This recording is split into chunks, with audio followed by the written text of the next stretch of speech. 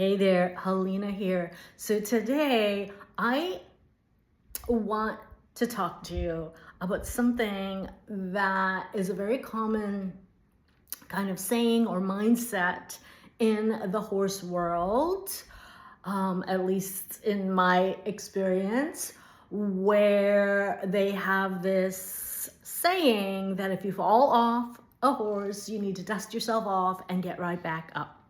And while I know this can work for some, what I want to say is I think it's actually terrible advice for others. And the others being the sensitive soul, the equine empath, the deep feeler. And couple that with, and usually they go hand in hand, you're someone who's had a history of either complex trauma or PTSD. And of course, depending where you're at on the journey, it's going to be different for everyone. But what I want to say here is I wish that I knew what I know now. If I went back to the me back in the day, I think I could have not only saved myself the numerous spills and falls and riding injuries and accidents that I did undertake in my riding journey, but I could have prevented certain experiences. And so what I want to first let you know, in case you're new to me, is a little bit about me and my background, why you might want to listen to me. And so first and foremost, I am in my former vocation, if you will. I was a renegade holistic veterinarian for 2+ decades. I was blessed to work with thousands of horses and their humans. And during that time, I specialized in equine wellness and performance using all natural approaches, i.e. chiropractic, acupuncture, herbal medicine, and beyond. Okay, so I have that background. I've also been blessed to have my own beloved equine companions to grow with and learn from and share the ride over the years. And so I'm going to be sharing some of those stories with you. And then finally, in terms of my actual riding experience, before I got my first horse, I actually selected the undergrad schools that I went to because they had a riding team and it would give me the opportunity to ride them.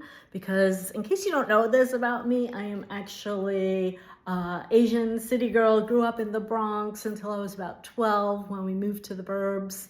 And then it was when I was 14, maybe 14, 15, in that neighborhood, that I actually met and rode my first horse because I was so lucky enough to meet a friend or make a friend at this vet hospital that I was volunteering at, who invited me to meet and ride her horse.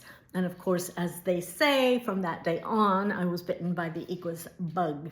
And so until I actually was able to get my first horse, I jumped at every chance that I could get, whether it be trail riding, whether it be meeting someone else who had horses. And of course, my undergrad, I actually chose because they had a riding team and I could take lessons and be near the horses. So I know a lot of people are surprised to hear that about me, but I just thought I'd share that as to give you like a reference point. And I will also say, to my credit here, I don't want to minimize my natural gifts and sacred bond and connection with horses. You know, I've had past clients when I told them that I wasn't, didn't grow up around horses, were actually very surprised because they said that my way with them and my manner with them seemed very natural, and the horses, took to me very easily and naturally for the most part. Even my beloved Indigo, who I've talked about on here if you've been in my world for a hot minute, when I was meeting him and his previous guardian, I remember her saying to me, oh, he's really quiet with you. And she really was hoping, that I was going to, move forward with him. And that whole story is really sacred, and we'll save that for another time. But anyway, what I am wanting to say is, while I had a very natural way and gift with animals and horses, from the standpoint of connecting with them, working with them, doing body work, healing work, energy work, all of those things, in that sense, that came very, very easily to me. However, in terms of riding, okay, that was a little bit of a different story. And while I was, especially in my younger years, just so obsessed, and again would jump at any chance that I could get to be near, around, and on them, whether I knew them or not, I was always game to ride ever since I was bitten by that bug the first day.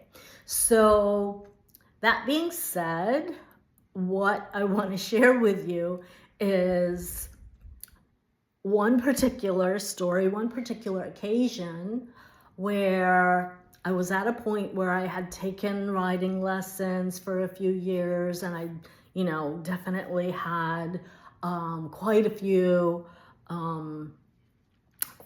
trail rides under my belt again over the years.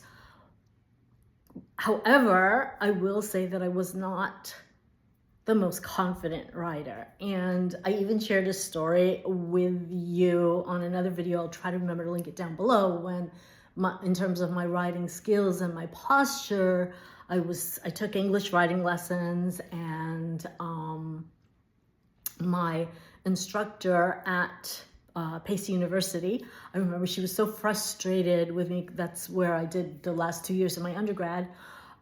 She was so frustrated with the fact that I had this tendency to always fall forward. She would put a crop behind my back and my elbows to make me kind of sit up better and have better posture. And of course, at the time, I didn't realize, fast forward many years or moons later, I learned that that was actually coming from the trauma that my body was holding, that kept putting me into that very imbalanced position, that was all rooted in my foundation and my core stability, my pelvic bowl, all the things. Whole other conversation, why I have become so obsessed with the work that I do around your sacred seat, as I like to say, and reclaiming your throne as a conscious heart-led horsewoman, or equine empress, as I also like to say. So anyway, I just want you to have a little bit of a background as to what my background was, and my level of quote unquote horse savvy experience, if you will, from different angles. Okay. And so I want to share this one particular story that comes to mind. There are many, but this one wants to come through today. And that was when I hadn't gotten my first horse yet. I had come down to Ocala. Fate brought me down here to study acupuncture, and discovered it was horse capital of the world, Marion County, North Central Florida. And of course, ended up staying here and living the dream, working with all of these amazing horses here with my renegade vet practice. And I was, at this one point, I was dating this thoroughbred racehorse trainer, and we were chatting, and I was saying how much I was jonesing to ride, and I just, I hadn't had a ride in a while, and I really wanted to ride. And little was I to learn and find out the hard way that racehorse riding is a whole different ball of wax, as opposed to either trail rides or, where the horses are generally people friendly and all of that. And then the school horses that I rode in my riding lessons, this was a whole different ball of wax. And I was just excited and open. And like I said, very, very, very, very obsessed with just taking advantage of any opportunity I could to ride. So he brought me to his farm where he worked, and he put me on this 2-year-old thoroughbred green filly in the round pen. Now, while I didn't necessarily consider myself a green rider, I had experience to the level that I just shared with you. Again, this was like a whole different arena, right? And so I got on her back, and one thing led to the next. She was going much more quickly than I was used to, and I lost my balance and I fell off of her. We were in the round pen, so obviously it was kind of contained, but anyway, so of course he had me get right back on her. Well, the second time, oh my God, like the first one was bad enough, I didn't break anything, but I fell. It was kind of scary. I'm sure I injured, myself the way that I fell, in terms of at least maybe muscles or soreness or whatever.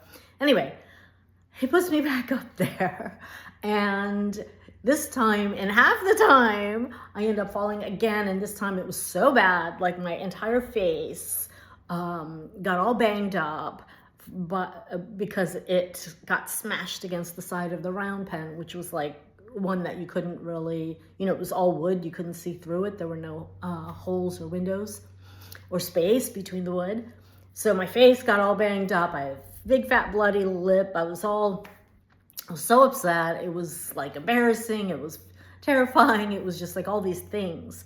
And I want to also say that my level of like body connection and awareness at that time was really very minimal, okay? And so the fact that I even got back on again after the first time, and again with what I know now about trauma and the way that our bodies process and integrate and metabolize them, I would not have probably gotten on in the first place, just knowing what I know now about race horses and all of that. But again, to get up the second time and do the saying, as they say, you fall off, get right back on, right? I hadn't even processed the first fall, which was scary for me, and obviously created physical trauma, if nothing else. But when we create physical trauma in the body, and this is something I think is really important to speak to, that you may or may not realize, and I know I didn't for a long time, is it doesn't matter what kind of trauma it is. Your body, your biology, your nervous system perceives that accident, that trauma, that emotional, mental, spiritual, whatever it is, chronic stress, survival mode, as danger, as a threat to your survival.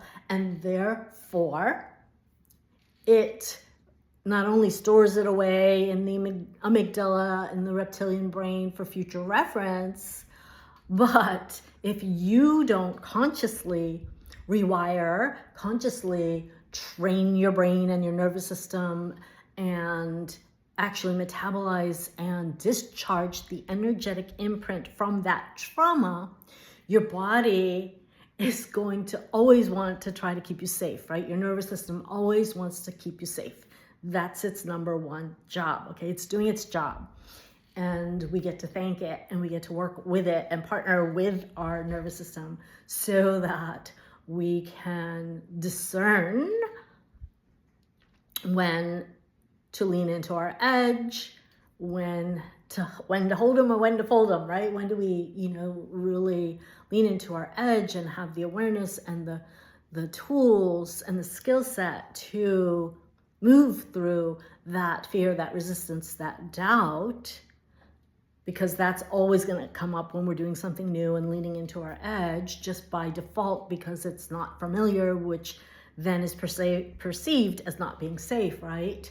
And so what I learned from that whole lesson, for me, again, like maybe there's some people, again, that it might work to fall off and get back on and whatever.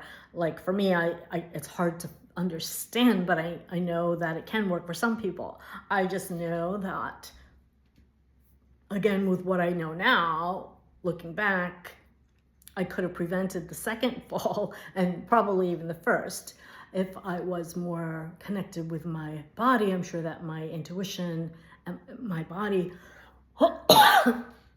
would have told me that that wasn't probably the safest or savviest thing for me to do.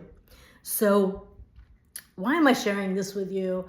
Because I want you to know that if you are a sensitive, spiritual, heart-led horsewoman who maybe, like me, maybe you've done well with, most of the horses in maybe your herd or your experience if you work with them. However, maybe there's this one horse or this one riding experience, accident or injury or, really intense, spook, whatever that is.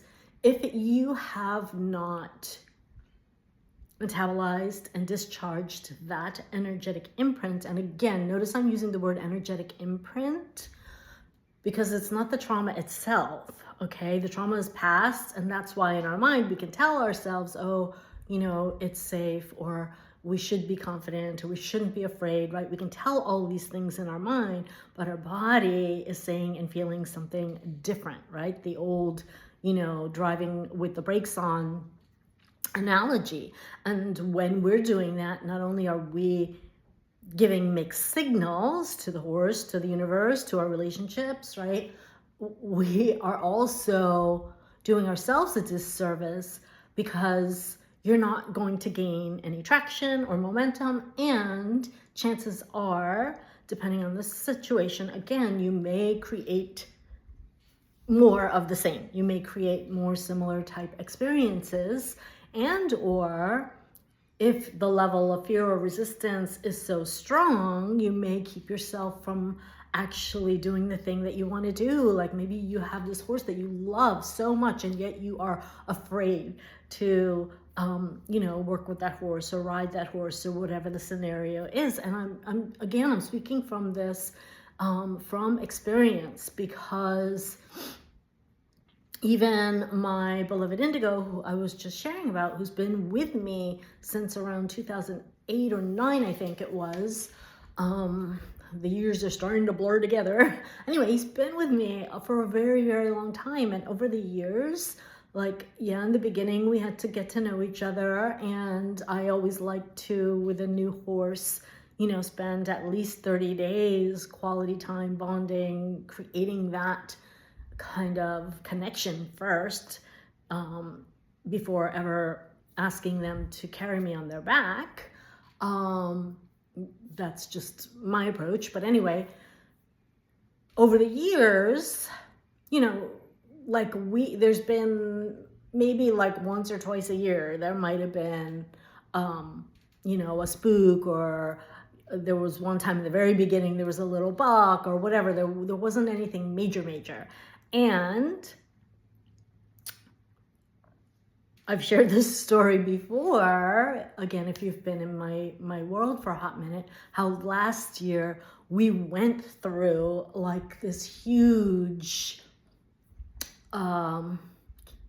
you could call it a challenge, but for me it was a portal to deepening and strengthening not only our connection, but my embodied leadership. And so we went through a period of, honestly, I want to say several months on and off, but more on than off, where I was literally, I was afraid to walk him. I was afraid, I was feeling so much fear. And it was kind of building, and we were feeding off of each other, and it was becoming a thing. It was becoming a thing where he's spookish and skittish, and his behavior was just really getting to the point where, again, I was even afraid to just walk him and hang out with him. I mean, once he was in the pasture and we were both free, that felt fine.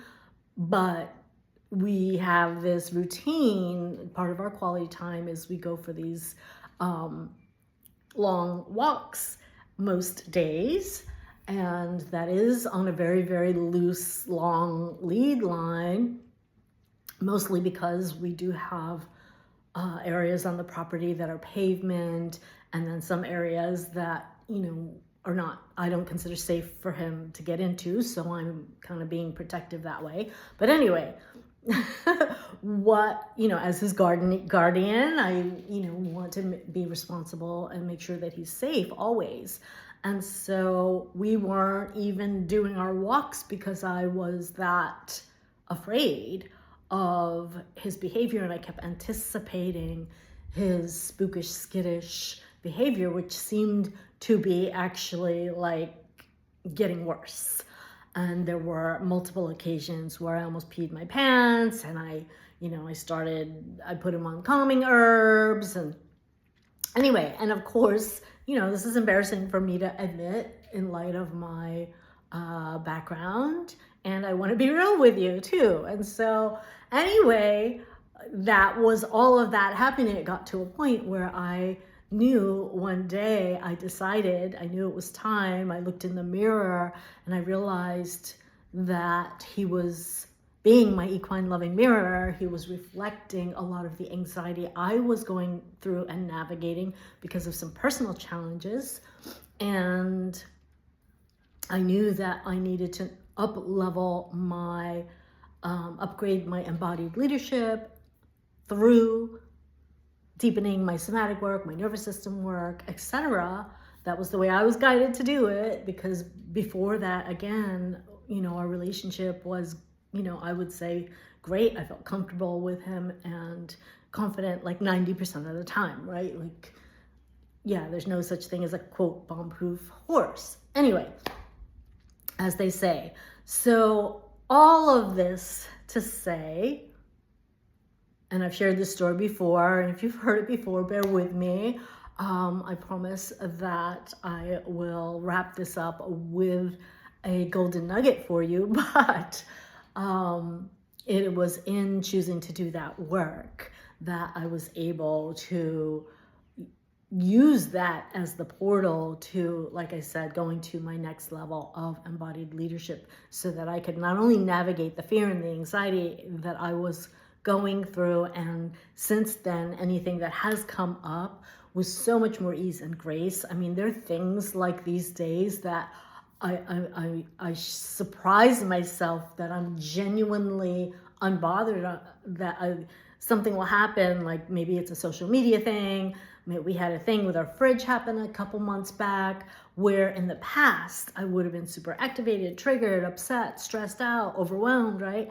And now what I'm noticing is those particular things, I'm handling them in a way where my nervous system, like my capacity to like hold more stress, right, as well as blessings, right, because they go hand in hand. My capacity to navigate all of this has expanded tremendously to where I am so much more neutral, and I am able to maintain, for the most part, this baseline of inner stability and safety and like calm confidence and quiet power at a whole new level than I ever have before.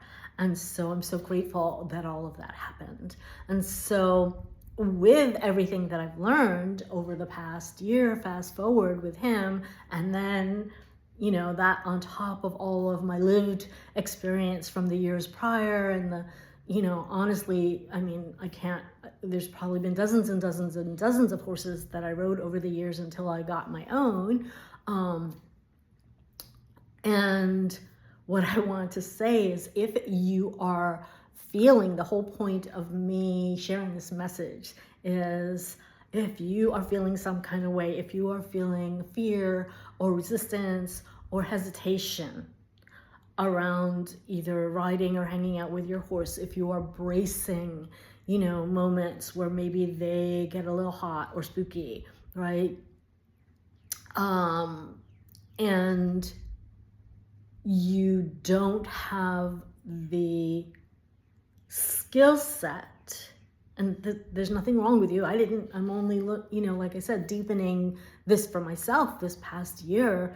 And in the past, like I just shared that story with you, like I had no clue. I was so disconnected from my body and when I, rode that filly, the thoroughbred filly.